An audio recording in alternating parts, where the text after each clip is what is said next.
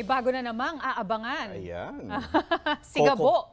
Diba? Coco Julia, sure yan. Tinitingnan ko yung meaning ng sigabo no? Parang bugso, parang outburst, parang gano'n. Parang yun nangyayari sa Senado. Ay, ikaw talaga. ang tanong ngayon... Paboritong serye talaga niya ang tanong ngayon, di ba, ngayong darating na linggong ito, matutuldukan na ba kung Cayetano ba talaga o Gatchalian?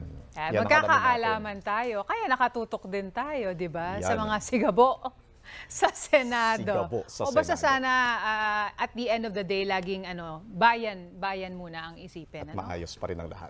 At yan po ang mga balitang nakalap sa aming tuloy-tuloy na pagpapatrol sa Kapamilya Channel, Kapamilya Online Live at A to Z. Para sa iba pang balita, mag-log on po sa abs-cbn.com.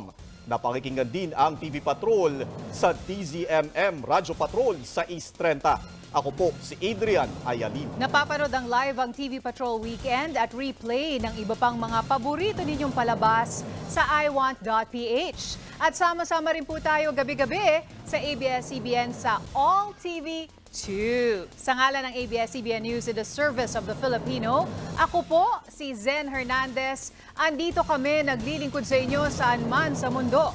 Susunod na po sa ABS-CBN News YouTube channel ang May Puhunan, Kaya Mo. At sa mga kapamilya platforms, don't forget ang ASAP XP.